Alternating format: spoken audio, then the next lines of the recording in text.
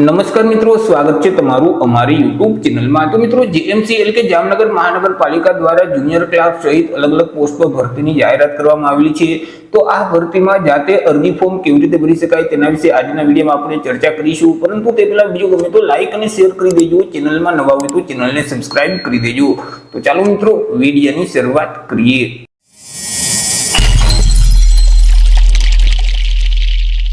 તો સૌથી પહેલા મિત્રો, તમારે તમારા મોબાઈલમાંથી અથવા તો લેપટોપ કે પીસીમાંથી કોઈ પણ એક ઇન્ટરનેટ બ્રાઉઝરને ઓપન કરવાનું રહેશે અને ત્યાં સર્ચ બોક્સમાં ટાઈપ કરવાનું રહેશે ઓજાસ। જેવું તમે મિત્રો ઓજાસ ટાઈપ કરી તમે તેને સર્ચ કરશો તો તમારી સામે આ મુજબની એક સ્ક્રીન ઓપન થઈ જશે કે જ્યાં ઓજાસની ઓફિશિયલ વેબસાઇટ તમને સૌથી પહેલા જોવા મળશે ojas.gujarat.gov.in।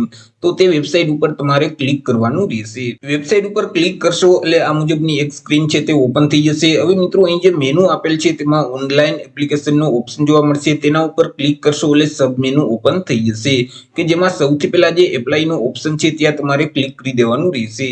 એપ્લાયના બટન ઉપર ક્લિક કરશો એટલે ફરીથી આ મુજબની સ્ક્રીન ઓપન થઈ જશે। તમારે ડિપાર્ટમેન્ટ સિલેક્ટ કરવાનું રહેશે। તો અહીં જે જેએમસી એટલે કે જામનગર મ્યુનિસિપલ કોર્પોરેશનનો ઓપ્શન છે તેને તમારે સિલેક્ટ કરી દેવાનું રહેશે।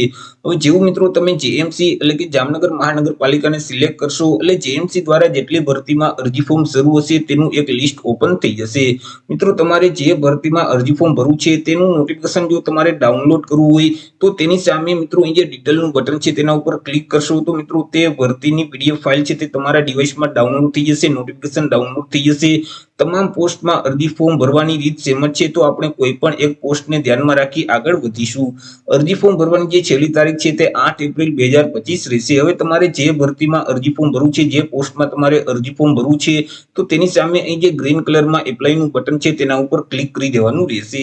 એપ્લાયના બટન ઉપર ક્લિક કરશો એટલે ફરીથી આ મુજબની સ્ક્રીન ઓપન થઈ જશે। અહીં મિત્રો ભરતી સંબંધિત તમામ માહિતી તમને જોવા મળશે, તે એકવાર વાંચી લેવાની રહેશે અને ફરીથી એપ્લાય નાઉનું જે બટન છે તેના ઉપર ક્લિક કરવાનું રહેશે। આગળ આ મુજબની એક સ્ક્રીન છે તે ઓપન થઈ જશે। હવે મિત્રો, ઓજાસના પોર્ટલ ઉપર તમે ઓલરેડી રજીસ્ટ્રેશન કરેલું હોય તો તમારા જે રજીસ્ટ્રેશન નંબર છે તે નંબર આ બોક્સમાં ટાઈપ કરી દેવાના રહેશે।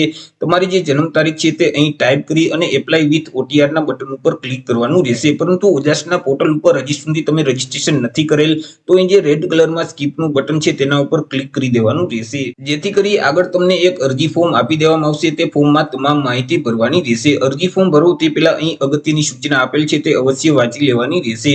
અરજી ફોર્મમાં સૌથી પહેલા તો ઉમેદવારે પોતાની પર્સનલ માહિતી છે તે આપવાની રહેશે, જેમ કે ટાઇટલ જે લાગુ પડતું હોય તે અહીંથી સિલેક્ટ કરી દેવાનું રહેશે। અટક એટલે કે સરનેમ આ બોક્સમાં ટાઈપ કરી દેવાની રહેશે। તમારું નામ છે તે અહીં ટાઈપ કરી દેવાનું રહેશે। પિતા અથવા તો પતિનું નામ ટાઈપ કરી માતાનું નામ આ બોક્સમાં ટાઈપ કરી દેવાનું રહેશે। ત્યાર પછી જેન્ડર મેલ કે ફિમેલ સિલેક્ટ કરી અને ફરીથી જેન્ડરને અહીંથી સિલેક્ટ કરી દેવાનું રહેશે। તમારી જે તે જન્મ તારીખ હોય તે જન્મ તારીખ અહીં ટાઈપ કરી દેવાની રહેશે। મેરિટલ સ્ટેટસ જે તે લાગુ પડતું હોય તે અહીંથી સિલેક્ટ કરી અને તમારી જે જાતિ છે, કેટેગરી છે તે કેટેગરી અહીંથી સિલેક્ટ કરી દેવાની રહેશે। પરંતુ તમે જો અનામત વર્ગમાં આવતા હોય તો તમારી પાસે જે કાસ્ટ સર્ટિફિકેટ છે તેમની વિગત આપવાની રહેશે, જેમ કે કાસ્ટ સર્ટિફિકેટના નંબર છે તે નંબર આ બોક્સમાં ટાઈપ કરી દેવાના રહેશે। સર્ટિફિકેટની તારીખ છે તે અહીં ટાઈપ કરી અને સર્ટિફિકેટ કયા રાજ્યમાંથી મેળવેલ છે તે રાજ્યનું નામ અહીંથી સિલેક્ટ કરી દેવાનું રહેશે। પરંતુ તમે એસસીબીસી એટલે કે ઓબીસી કેટેગરીમાં આવતા હોય, સામાજિક અને શૈક્ષણિક રીતે પછાત વર્ગના તમે ઉમેદવાર હોય તો તમારી પાસે જે નોન ક્રિમિનલ સર્ટિફિકેટ છે તેમની વિગત પણ આપવાની રહેશે, જેમ કે સર્ટિફિકેટના નંબર અહીં ટાઈપ કરી તેમની તારીખ છે તે અહીં ટાઈપ કરી દેવાની રહેશે। સર્ટિફિકેટ કયા સત્તા અધિકારી દ્વારા આપવામાં આવેલું છે તેમનો હોદ્દો અહીંથી સિલેક્ટ કરી દેવાનો રહેશે। આગળ મિત્રો, તમારે અલગ અલગ બે સરનામા આપવાના રહેશે કે જેમાં સૌથી પહેલા તો હાલનું સરનામું છે તે આપવાનું રહેશે। હાલનું સરનામું આ બોક્સમાં ટાઈપ કરી રાજ્યનું નામ, ત્યાર પછી જિલ્લાનું નામ અને ત્યાર પછી તાલુકાનું નામ સિલેક્ટ કરી દેવાનું રહેશે। એરિયાના પિનકોડ નંબર આ બોક્સમાં ટાઈપ કરવાના રહેશે। ત્યાર પછી તમારે કાયમી સરનામું એટલે કે પરમનન્ટ એડ્રેસ આપવાનું રહેશે। કાયમી સરનામું આ બોક્સમાં ટાઈપ કરી અને મિત્રો રાજ્યનું નામ, જિલ્લાનું નામ અને તાલુકાનું નામ સિલેક્ટ કરી દેવાનું રહેશે અને એરિયાના પિનકોડ નંબર આ બોક્સમાં ટાઈપ કરવાના રહેશે। તમારા જે મોબાઈલ નંબર છે તે નંબર આ બોક્સમાં ટાઈપ કરી દેવાના રહેશે। ફરીથી તે જ મોબાઈલ નંબરને વેરીફાઈ કરવા માટે આ બોક્સમાં ટાઈપ કરવાના રહેશે। તમારું જે ઈમેલ આઈડી છે તે આઈડી આ બોક્સમાં ટાઈપ કરી અને ફરીથી તે આઈડીને વેરીફાઈ કરવા માટે આ બોક્સમાં ટાઈપ કરી દેવાનું રહેશે। ત્યાર પછી નેશનાલિટીમાં ઇન્ડિયન લખેલ જ આવશે। આગળ મિત્રો, તમારે અન્ય વિગત છે તે આપવાની રહેશે, જેમ કે મિત્રો તમારી પાસે રમતગમતનું પ્રમાણપત્ર છે કે કેમ। જો રમતગમતનું પ્રમાણપત્ર હોય અને તમે વધારાના ગુણ મેળવવા માટે લાયકાત ધરાવતા હોય તો અહીંથી તમારે યસ સિલેક્ટ કરી દેવાનું રહેશે અને ત્યાર પછી રમતની વિગત આપવાની રહેશે, જેમ કે કઈ રમતનું પ્રમાણપત્ર છે, તમે કઈ રમતમાં ભાગ લીધેલ છે તે રમતનું નામ અહીંથી સિલેક્ટ કરી દેવાનું રહેશે। તેમનું લેવલ શું છે, સ્તર જે હોય તે અહીંથી સિલેક્ટ કરી અને કયા વર્ષમાં ભાગ લીધેલ છે તે વર્ષ આ બોક્સમાં ટાઈપ કરી દેવાના રહેશે અને તમારી પાસે જે રમતગમતનું પ્રમાણપત્ર છે તે કયા સત્તા અધિકારી દ્વારા આપવામાં આવેલું છે તેમનો હોદ્દો આ બોક્સમાં ટાઈપ કરવાનો રહેશે. પરંતુ તમારી પાસે રમતગમતનું પ્રમાણપત્ર નથી, તમે રમતગમતના વધારાના ગુણ મેળવવા માટે લાયકાત નથી ધરાવતા, તો અહીંથી તમારે નો સિલેક્ટ જ રાખવાનું રહેશે. ત્યાર પછી તમે શારીરિક રીતે વિકલાંગ વ્યક્તિ છો કે કેમ? જો શારીરિક રીતે વિકલાંગ વ્યક્તિ હોય તો અહીંથી તમારે યસ સિલેક્ટ કરી દેવાનું રહેશે અને અહીંથી મિત્રો તમને જે ઓપ્શન લાગુ પડતો હોય તો તેની સામે જે ચેકબોક્સ છે તેમાં ટીક કરી અને વિકલાંગતાની ટકાવારી આ બોક્સમાં ટાઈપ કરી દેવાની રહેશે. ત્યાર પછી તમારી પાસે જે વિકલાંગતાનું સર્ટિફિકેટ છે તેમની વિગત આપવાની રહેશે. જેમ કે સર્ટિફિકેટના નંબર, અહીં સર્ટિફિકેટની તારીખ છે તે અહીં ટાઈપ કરી અને તેમના નંબર છે તે આ બોક્સમાં ટાઈપ કરી દેવાના રહેશે. સર્ટિફિકેટ કયા સત્તા અધિકારી દ્વારા આપવામાં આવેલું છે તેમનો હોદ્દો સિલેક્ટ કરવાનો રહેશે. પરંતુ તમે શારીરિક રીતે વિકલાંગ વ્યક્તિ નથી તો અહીંથી તમારે નો સિલેક્ટ જ રાખવાનું રહેશે. ત્યાર પછી તમારી પાસે બેઝિક કોમ્પ્યુટરનું નોલેજ છે કે કેમ? જો કોમ્પ્યુટરનું નોલેજ હોય તો યસ સિલેક્ટ કરવાનું, નહીતર નો સિલેક્ટ કરી દેવાનું રહેશે. ત્યાર પછી તમે વિધવા ઉમેદવાર છો કે કેમ? જો વિધવા ઉમેદવાર હોય તો યસ સિલેક્ટ કરી અને તમારી પાસે જે વિધવાનું સર્ટિફિકેટ છે તેમની વિગત આપવાની રહેશે. જેમ કે સર્ટિફિકેટના નંબર અહીં ટાઈપ કરવાના રહેશે, તેમની તારીખ છે તે અહીં ટાઈપ કરી અને સર્ટિફિકેટ કયા સત્તા અધિકારી દ્વારા આપવામાં આવેલું છે તેમનો હોદ્દો અહીંથી સિલેક્ટ કરી દેવાનો રહેશે. પરંતુ તમે વિધવા ઉમેદવાર નથી તો અહીંથી તમારે નો સિલેક્ટ જ રાખવાનું રહેશે. ત્યાર પછી તમે માજી સૈનિક છો કે કેમ? જો તમે માજી સૈનિક હોય તો અહીંથી તમારે યસ સિલેક્ટ કરી દેવાનું રહેશે અને તમારી જે જોઈનિંગ તારીખ છે તે આ બોક્સમાં ટાઈપ કરી અને ડિસ્ચાર્જ તારીખ અહીં ટાઈપ કરી દેવાની રહેશે. ત્યાર પછી તમારી પાસે જે માજી સૈનિકનું આઈ કાર્ડ છે તે આઈ કાર્ડ નંબર આ બોક્સમાં ટાઈપ કરી દેવાના રહેશે અને આઈ કાર્ડ કયા સત્તા અધિકારી દ્વારા આપવામાં આવેલું છે તેમનો હોદ્દો અહીંથી સિલેક્ટ કરવાનો રહેશે. પરંતુ તમે માજી સૈનિક નથી તો અહીંથી તમારે નો સિલેક્ટ જ રાખવાનું રહેશે. ત્યાર પછી મિત્રો હાલમાં તમે સરકારી અથવા તો અન્ય મહાનગરપાલિકામાં તમે સરકારી કર્મચારી તરીકે ફરજ બજાવો છો કે કેમ? જો તમે હાલમાં ગુજરાત રાજ્યમાં સરકારી કર્મચારી તરીકે ફરજ બજાવતા હોય તો યસ સિલેક્ટ કરી દેવાનું રહેશે અને તમારી જે જોઈનિંગ તારીખ છે તે તારીખ અહીં ટાઈપ કરી અને ડિપાર્ટમેન્ટનું નામ અહીં ટાઈપ કરવાનું રહેશે. પરંતુ તમે હાલમાં સરકારી કર્મચારી તરીકે ફરજ નથી બજાવતા તો અહીંથી તમારે નો સિલેક્ટ જ રાખવાનું રહેશે. ત્યાર પછી મિત્રો જેએમસીએલ કે જામનગર મહાનગરપાલિકામાં તમે કાયમી અથવા તો કોન્ટ્રાક્ટ બેઝના માધ્યમથી તમે હાલ અત્યારે ફરજ બજાવો છો કે કેમ? જો તમે જેએમસીમાં કાયમી અથવા તો કોન્ટ્રાક્ટના માધ્યમથી ફરજ બજાવતા હોય તો યસ સિલેક્ટ કરવાનું, નહીતર તમારે નો સિલેક્ટ જ રાખવાનું રહેશે. ત્યાર પછી આગળ તમારે ભાષાની માહિતી આપવાની રહેશે. અહીં તમને અલગ અલગ 3 લેંગ્વેજ જોવા મળશે, ઇંગ્લિશ, હિન્દી અને ગુજરાતી. હવે જે લેંગ્વેજ તમે રીડ કરી શકતા હોય તો તેની સામે જે ચેકબોક્સ છે તેમાં તમારે ટીક કરી દેવાનું રહેશે. જે લેંગ્વેજ તમે લખી શકતા હોય તો તેની સામે જે ચેકબોક્સ છે ત્યાં તમારે ટીક કરી દેવાનું રહેશે અને જે લેંગ્વેજ તમે બોલી શકતા હોય તો તેની સામે જે ચેકબોક્સ છે તેમાં તમારે ટીક કરવાનું રહેશે. ત્યાર પછી શૈક્ષણિક લાયકાત એટલે કે એજ્યુકેશન ક્વોલિફિકેશનની વિગત આપવાની રહેશે. અહીંથી તમે જે ડિગ્રી મેળવેલ છે તેનું નામ સિલેક્ટ કરી તેમાં મેળવેલ ટકાવારી આ બોક્સમાં ટાઈપ કરી દેવાની રહેશે. ક્લાસ અહીંથી સિલેક્ટ કરી યુનિવર્સિટીનું નામ અહીં ટાઈપ કરી દેવાનું રહેશે. રાજ્યનું નામ ટાઈપ કરી પાસિંગ વર્ષ છે તે આ બોક્સમાં ટાઈપ કરી દેવાનું રહેશે. ટોટલ ટ્રાય નંબર અહીં ટાઈપ કરી અને મિત્રો છેલ્લી એક્ઝામના જે સીટ નંબર છે તે સીટ નંબર આ બોક્સમાં ટાઈપ કરી દેવાના રહેશે. ત્યાર પછી તમામ માહિતી ભરાઈ જાય એટલે અહીં તમને એક ડિક્લેરેશન જોવા મળશે, તેને વાંચી એક્સેપ્ટ કરવા માટે યસના બટન ઉપર ક્લિક કરી દેવાનું રહેશે. ત્યાર પછી સેવના બટન ઉપર ક્લિક કરવાનું રહેશે. જેવું તમે સેવના બટન ઉપર ક્લિક કરશો એટલે તમારી અરજી સેવ થઈ જશે. તમને એક અરજી નંબર આપી દેવામાં આવશે.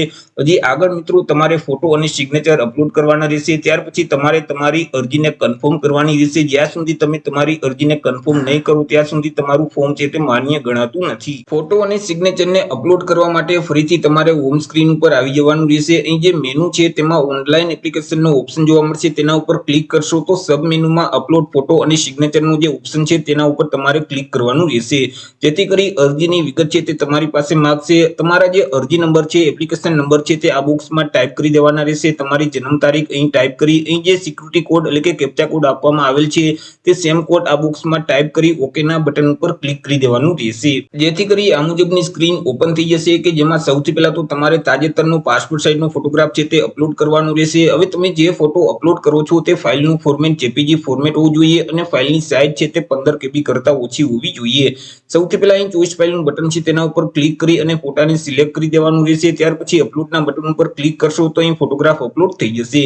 એવી જ રીતે નીચે તમારે સિગ્નેચર છે તે અપલોડ કરવાની રહેશે. હવે તમે જે ફાઇલ અપલોડ કરો છો તેનું ફોર્મેટ પણ જેપીજી ફોર્મેટ જ હોવું જોઈએ. ફાઇલની સાઇઝ છે તે 15 KB કરતા ઓછી હોવી જોઈએ. ચોઈસ ફાઇલના બટન ઉપર ક્લિક કરી સિગ્નેચરને સિલેક્ટ કરી દેવાની રહેશે. ત્યાર પછી અપલોડના બટન ઉપર ક્લિક કરશો તો અહીં સિગ્નેચર અપલોડ થઈ જશે. ફોટો અને સિગ્નેચરને અપલોડ કર્યા પછી આગળ તમારે તમારી અરજીને કન્ફર્મ કરવાની રહેશે. અરજીને કન્ફર્મ કરવા માટે ફરીથી તમારે હોમ સ્ક્રીન ઉપર આવી અને અહીં જે ઓનલાઈન એપ્લિકેશનનો ઓપ્શન છે તેના ઉપર ક્લિક કરશો તો સબ મેનુમાં કન્ફર્મનો ઓપ્શન જોવા મળશે. તેના ઉપર તમારે ક્લિક કરી દેવાનું રહેશે, જેથી કરી ફરીથી તમારી પાસે અરજીની વિગત માંગશે. જેમ કે તમારા અરજી નંબર અહીં ટાઈપ કરી, તમારી જન્મ તારીખ છે તે આ બોક્સમાં ટાઈપ કરી, અહીં કેપ્ચા કોડ ટાઈપ કરી ઓકેના બટન ઉપર ક્લિક કરી દેવાનું રહેશે. જેથી કરી મિત્રો નીચે તમને તમારી અરજીની વિગત છે તે જોવા મળશે. તેમાં તમામ માહિતી એકવાર ચેક કરી લેવાની રહેશે. ત્યાર પછી અહીં જે બ્લુ કલરમાં કન્ફર્મ એપ્લિકેશનનું બટન છે તેના ઉપર ક્લિક કરી તમારે અરજીને કન્ફર્મ કરી દેવાની રહેશે. જેવું તમે બટન ઉપર ક્લિક કરશો એટલે અરજી કન્ફર્મ થઈ જશે. તમને એક કન્ફર્મેશન નંબર આપી દેવામાં આવશે, તે નંબર તમારે સાચવી રાખવાના રહેશે. ત્યાર પછી આગળ તમારે અરજી ફી છે તે ભરવાની રહેશે. અરજી ફી ભરવા માટે ફરીથી હોમ સ્ક્રીન ઉપર આવી અને અહીં જે મેનુમાં જે ફીનો ઓપ્શન છે તેના ઉપર ક્લિક કરશો તો સબ મેનુમાં ઓનલાઈન અથવા પોસ્ટ ઓફિસ ચલણનો ઓપ્શન જોવા મળશે. તેના ઉપર તમારે ક્લિક કરી દેવાનું રહેશે. આગળ આ મુજબની સ્ક્રીન ઓપન થઈ જશે. અહીંથી તમારે પોસ્ટનું નામ સિલેક્ટ કરી દેવાનું રહેશે. ત્યાર પછી અરજી ફોર્મ કન્ફર્મ કરતી વખતે તમને જે કન્ફર્મેશન નંબર આપવામાં આવેલા છે તે નંબર આ બોક્સમાં ટાઈપ કરી તમારી જન્મ તારીખ અહીં ટાઈપ કરી દેવાની રહેશે. અહીં જે કેપ્ચા કોડ આપવામાં આવેલ છે તે સેમ કોડ આ બોક્સમાં ટાઈપ કરવાના રહેશે. ત્યાર પછી ઓનલાઈન પેમેન્ટ ઓફ ફીનો ઓપ્શન છે તેના ઉપર તમારે ક્લિક કરી દેવાનું રહેશે, જેથી કરી આ મુજબની એક સ્ક્રીન ઓપન થઈ જશે. નીચે સ્ક્રોલ કરશો તો અહીં જે સબમિટનું બટન છે તેના ઉપર તમારે ક્લિક કરવાનું રહેશે. એટલે આ મુજબની એક સ્ક્રીન છે તે ઓપન થઈ જશે. હવે તમે કોના માધ્યમથી પેમેન્ટ કરવા માંગો છો, જેમ કે ક્રેડિટ કાર્ડ છે, ડેબિટ કાર્ડ છે, ઇન્ટરનેટ બેન્કિંગ છે, વોલેટ છે, QR કોડ છે કે યુપીઆઈ છે, તમે જેના માધ્યમથી પેમેન્ટ કરવા માંગતા હોય તે ઓપ્શન સિલેક્ટ કરી અને બેંકની વિગત છે તે ફિલ કરી દેવાની રહેશે. ત્યાર પછી મેક પેમેન્ટના બટન ઉપર ક્લિક કરશો તો તમે જે બેંક ખાતાની વિગત આપેલ છે તેમાં એક ઓટીપી જશે. તે ઓટીપી મિત્રો ઓટીપીના બોક્સમાં ટાઈપ કરી સબમિટના બટન ઉપર ક્લિક કરશો તો અહીં તમારી જે અરજી ફી છે તે ઓનલાઈન ભરાઈ જશે. ઓનલાઈન અરજી ફી ભર્યા પછી તમે રિસિપ્ટની પ્રિન્ટ ડાઉનલોડ કરવા માંગતા હોય તો અહીં તમને ઓપ્શન જોવા મળશે ઓનલાઈન પેમેન્ટ રિસિપ્ટ. તેના ઉપર ક્લિક કરશો તો મિત્રો રિસિપ્ટની પીડીએફ ફાઇલ તમારા ડિવાઇસમાં ડાઉનલોડ થઈ જશે. તમે જે અરજી ફોર્મ ભરેલ છે તેની પીડીએફ ફાઇલ ડાઉનલોડ કરવા માંગતા હોય તો અહીં તમને પ્રિન્ટ એપ્લિકેશન ફોર્મનો ઓપ્શન જોવા મળશે. તેના ઉપર ક્લિક કરશો તો ફોર્મની પીડીએફ ફાઇલ છે તે તમારા ડિવાઇસમાં ડાઉનલોડ થઈ જશે. તો આવી રીતે મિત્રો જેએમસી એટલે કે જામનગર મહાનગરપાલિકા દ્વારા જે અલગ અલગ પોસ્ટ પર ભરતીની જાહેરાત કરવામાં આવેલી છે તેમાં તમે જાતે જ ઓનલાઈન અરજી ફોર્મ ભરી શકો છો. તો આશા રાખું છું વિડીયો પસંદ પડ્યો હશે. વિડીયો પસંદ પડ્યો હોય તો લાઈક અને શેર કરી દેજો. ચેનલમાં નવા હોય તો ચેનલને સબસ્ક્રાઇબ કરી દેજો. ફરી મળીશું એક નવા ટોપિક સાથે એક નવા જ વિડીયોમાં. ત્યાં સુધી જય હિન્દ, વંદે માતરમ.